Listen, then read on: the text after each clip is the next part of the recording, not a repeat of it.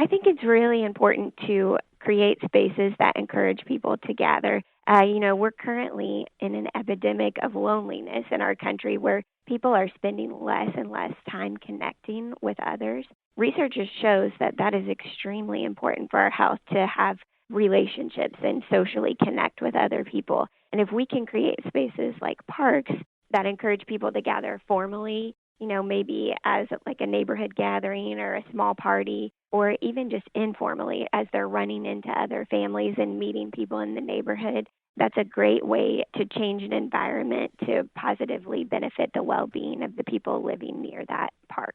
Neighborhood parks are more than a place for kids to play. They provide kids and adults a place to make new friends, appreciate nature, and be physically active. A K-State Research and Extension Family and Child Development Agent in the Wildcat District is involved with a project to renovate 2 Kiwanis pocket parks in Pittsburg. On today's Sound Living, the importance of neighborhood parks.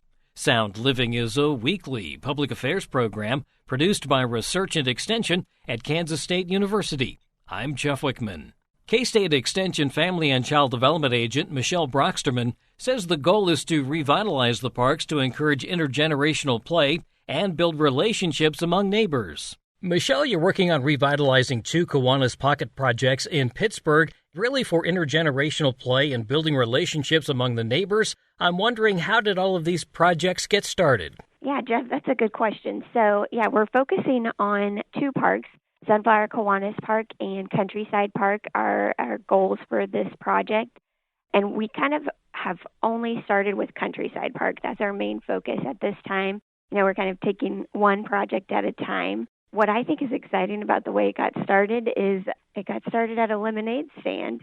In my neighborhood, I was just talking with one of my neighbors, and she mentioned that she would like to see some improvements done in our neighborhood park. I'm a Countryside neighborhood resident, and I thought that was kind of an interesting idea and a way to encourage families and kids to be active and kind of have a positive impact on their health just by what facilities were available to them.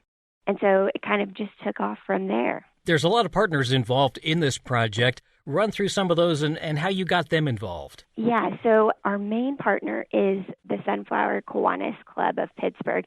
And really, they're the catalyst for both of these parks because although they are city parks, Sunflower Kiwanis has adopted both of those parks. And so they have, over the years, fundraised to update the equipment and maintain those parks. So this has been a mission of theirs for years. And, this year they were planning to contribute funds to update some equipment at Countryside Park. And so they definitely are our main partner. We're also working with the city of Pittsburg and their Parks and Recreation Department. So they will be contributing a lot as far as labor and all of the things that we end up selecting for the park project. And they've also been a wealth of knowledge and information as far as selecting playground equipment and park design and that sort of thing. And then also we've just had a lot of community members within Countryside neighborhood who have stepped forward to take lead on the project and contribute in lots of different ways. From what I'm seeing, it sounds like this is way more than just a general facelift. Oh, yeah, definitely. So when we initially began, I kind of imagined it just to be a simple update of the park equipment. But as we got talking with lots of different people in the neighborhood, I was excited to find that people had big dreams for what the park could actually be. And so right now what we're looking at is expanding the park. So the current footprint of the park is about half an acre. It's just a small piece of property and contains some park equipment and a small shelter with one picnic table under it. But what we found is that there was some land to the west of the park that wasn't being used. It's actually in a floodplain. And we've worked with the city to purchase about 3 acres of land that currently adjoins the park just to the west of it. And so that's in the process, kind of in the works of happening. So eventually we'll have expanded the park by quite a bit. And we're currently discussing how we're going to use that additional land. I guess you're kind of dreaming big here. Is that right? You're taking all sorts of ideas and then eventually you'll narrow it down to one plan? Yeah, exactly. Yeah, we want to have input from the people who live near the park to make sure that we're choosing something that will serve them well. Some input that we gathered early on was that the park is kind of tailored to just a very small age group. So it kind of just serves school age children pretty well. The playground equipment is more tailored towards that age level. And so there's not a lot of things there for young children like toddlers. And then also no one, as far as adults, is using the park other than just bringing their children there. And so that's one dream we have, is that we're able to create a space that serves all different age levels and different generations and encourages everyone to be active. So it's a park for everyone.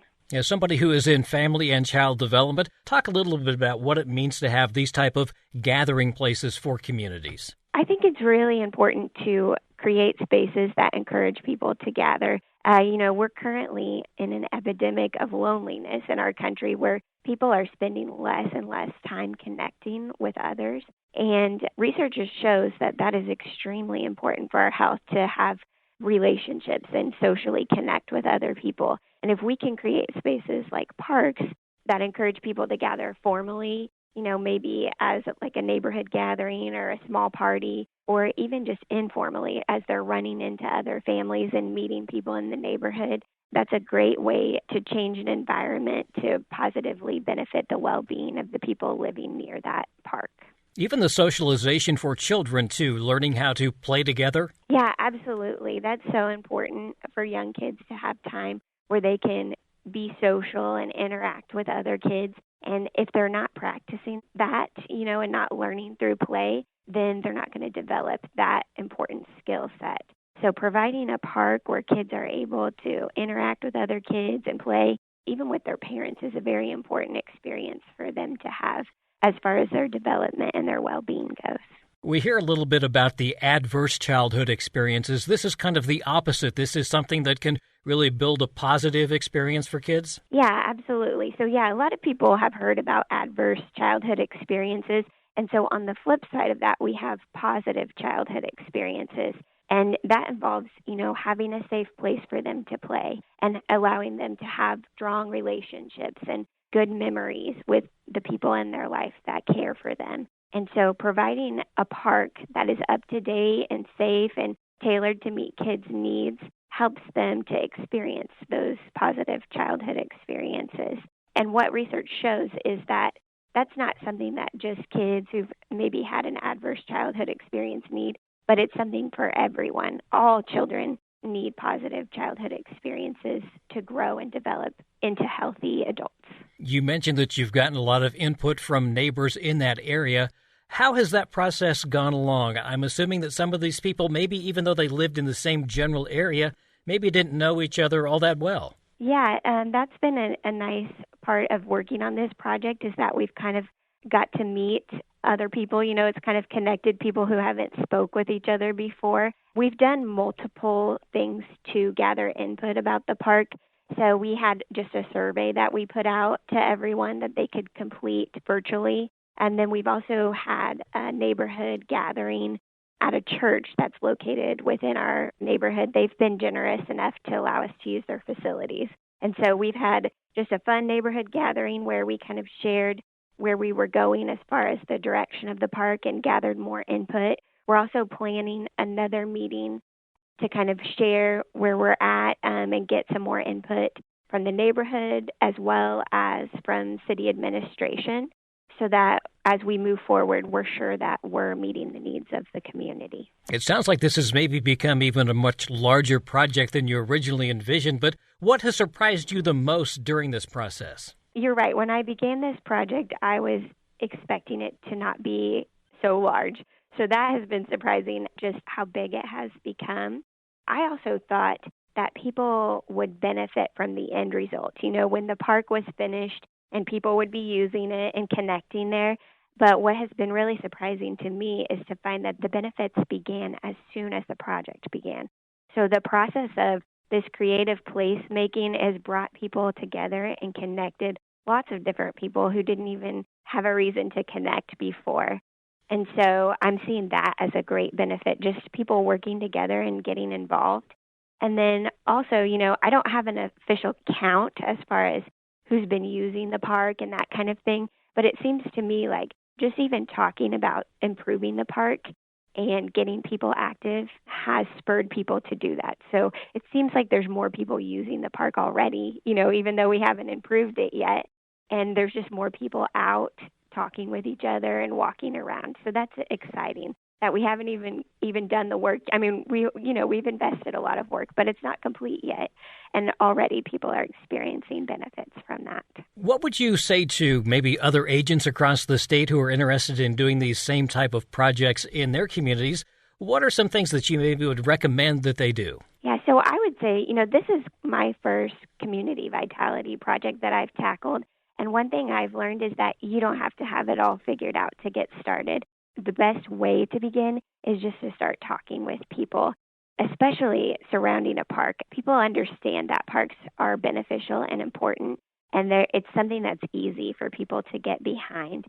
So I would suggest just begin talking with community members and organizations if this is something you want to tackle, and kind of talk about what your ideas are. I think you'll be surprised to find that there's lots of allies that you could have, so that this isn't something that you're working on all alone. Sometimes younger people don't feel like they can speak up on community events. Has this been an opportunity for you to gather some input from younger folks as well? Yeah, so we did have some younger members of the neighborhood fill out the virtual survey for us. And then when we had our neighborhood gathering, we just taped a large piece of paper on the wall and asked for kids to give their input by drawing pictures. And so we got some great ideas that way. And a lot of kids have just, spoken up and shared with me personally and other people on the committee what they would like to see in their own park. So that's been exciting to kind of have that experience and allow them to share their voice in this as well. So what are the next steps then in this process? What's next for the project? Yeah, so like I mentioned, we're getting ready to meet again at the end of June and continuing to get some input from the neighborhood. We're in the process of getting quotes from playground equipment companies, and we've decided to kind of work through the process in phases. So the first phase that we're going to be focusing on is updating the playground equipment as well as the ground cover in the area. And then hopefully we will also be getting a new shelter in phase one. So we just completed a grant application to help fund that. And we're lucky enough to have partnered with the Pittsburg State University Carpentry and Construction Program. And so if we're able to get the funding for the materials, the Carpentry and Construction Program will work on designing the shelter for us, and then they'll also complete the construction and building of the shelter. And then for Sunflower Kiwanis Park, will they just kind of follow the same guidelines? That's what I'm hoping. We haven't really addressed much with the Sunflower Kiwanis Park. It's in kind of a different neighborhood, and so I'm hoping to kind of follow this same template that we've done in Countryside Park. The Sunflower Kiwanis Park does not have additional land surrounding it. So we're kind of landlocked there and probably won't be pursuing expanding the park, and we'll be more focused on making sure that the playground equipment is updated and maybe useful for lots of different people of all different ages. The final outcome, what are you hoping that people get out of this project? If you would have asked me that at the beginning of this project, I would have said simply that we had a place where people could go and connect and be physically active and enjoy nature. But, now that I'm in it, I hope that people also get that they have the power to make a difference in their community as long as they are prepared to put in some work and find other people to work with them as well. There's a lot of power in connecting with other people and working together to complete a task that will benefit your whole community. That's K-State Research and Extension Family and Child Development Agent for the Wildcat District, Michelle Broxterman, with information on efforts to revitalize neighborhood parks in Pittsburg. Sound Living is a weekly public affairs program produced by Research and Extension at Kansas State University. I'm Jeff Wickman, and this is the K-State Radio Network.